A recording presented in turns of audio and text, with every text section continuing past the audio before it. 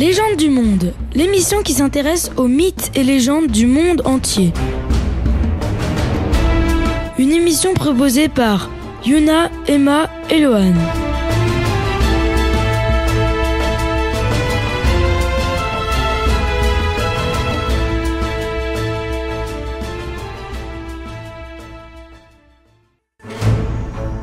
On se retrouve pour l'émission Légendes du monde avec Emma, Yuna et Lohan. Qu'est-ce que c'est l'émission Légendes du monde ? C'est une émission qui vous emmène dans différents pays du monde à la rencontre des mythes et légendes d'un pays. Des histoires qui font frissonner et parfois sourire aussi.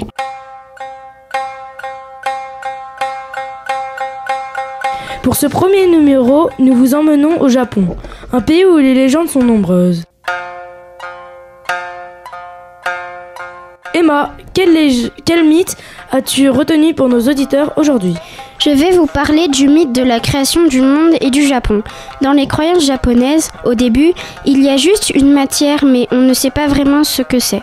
Des personnes l'appellent le vide et d'autres le plein. Mais en tout cas, le monde n'existe pas. Et à un moment, Ameno Minakanushi apparaît, c'est le dieu du temps et de l'espace. Et juste après, les kami apparaissent, ce sont trois puissances divines. On trouve des légendes japonaises, des similitudes avec le couple biblique Adam et Ève. Au Japon, Izanagi et Izanami ont été envoyés dans le monde flottant d'en bas pour consolider celui-ci. Mais cette mission sera compliquée. Ils forment une île sur laquelle ils s'installent et vont avoir 8 enfants. Le dernier est Inokagu Tsushi qui brûle sa mère. Celle-ci s'enfuit, Izanagi part à sa recherche et quand il la trouve, Izanami lui conseille de ne pas la voir. Malveillant, il regarde et Izanami cause un tremblement de terre, mais Izanagi s'enfuit de justesse.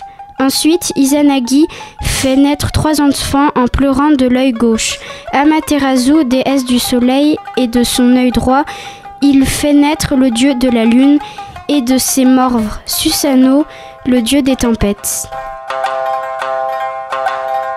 Dans la culture japonaise, on trouve aussi les fameux yokai, que l'on a pu croiser dans les films animés de Miyazaki. Les yokai, yo pour démon et kai pour mystère, sont souvent assimilés à différentes formes de créatures surnaturelles. Elles proviennent des traditions du pays du soleil, levant mais aussi d'influences shinto et bouddhistes. Depuis des siècles et encore aujourd'hui, elles s'inscrivent fortement dans le folklore japonais et dans sa culture. Lohan et Emma, pouvez-vous me donner aux auditeurs des exemples de yokai ? Voici quelques-uns des yokai les plus originaux et étonnants. On commence avec le plus dégoûtant d'entre eux, Akaname. Le yokai ressemble à un gobelin et vit principalement dans les foyers ou les bains publics. Il aime lécher la saleté des baignoires et se nourrit de restes humains comme les cheveux, les ongles, mais aussi de la boue. Pas plus grand qu'un enfant, il possède quelques cheveux sur le haut de son crâne gras. Sa peau est collante et il n'est pas né pour effrayer. Celui-ci est beaucoup moins sympathique. Originaire de Kagoshima, ce grand rouleau de coton est possédé par un esprit allant de foyer en volant pour attaquer les gens et les étouffer en s'entourant autour de leur visage. Eh bien moi j'en ai un à vous proposer également. Vous risquez d'avoir une petite appréhension sur vos toilettes. Il se nomme Kurotte. Ce fantôme a l'apparence d'une main très poilue sortant des toilettes pour effrayer les gens. Il leur touche les fesses. On termine cette petite collection avec Shirim. Cette étrange créature a tout l'air d'être normale en apparence. Vêtu d'un kimono, il se promène tranquillement dans la rue.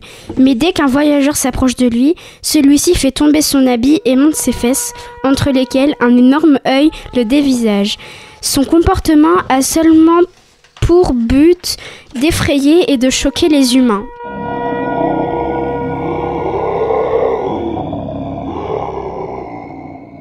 Avez-vous remarqué comme ces légendes rappellent certains mangas que vous avez pu voir ou lire ?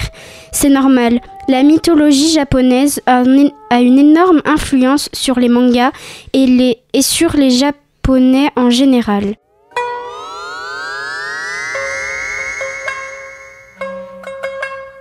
Vous savez si les Japonais sont attachés à ces mythes ?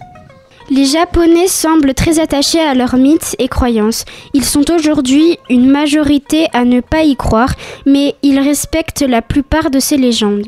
On se quitte avec un lieu japonais très étrange. Aokigahara, la forêt de la mort. Aokigahara est l'immense forêt qui se situe au pied du mont Fuji. La légende veut que quiconque entre dans cette forêt n'en ressorte jamais. Encore de nos jours, de nombreuses personnes se perdent dans la forêt et des corps partiellement dévorés sont retrouvés. Et selon la légende, à cause du nombre important de suicides, de nombreux fantômes peupleraient cette forêt et s'en prendraient à ceux qui osent y entrer.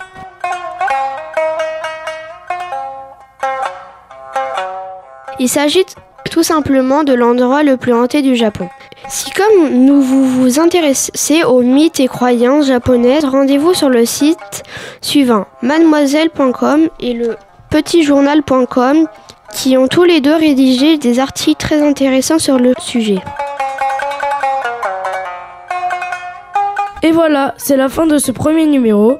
On se dit à bientôt sur Radio ACB, même fréquence, le 101.7 FM, pour explorer les mythes et légendes d'un autre pays. On espère que ça vous aura plu. Au revoir Emma, salut Yuna. Au revoir. Au revoir. C'était Yuna, Emma et Lohan pour Les gens du monde, l'émission dédiée aux mythes et légendes du monde entier.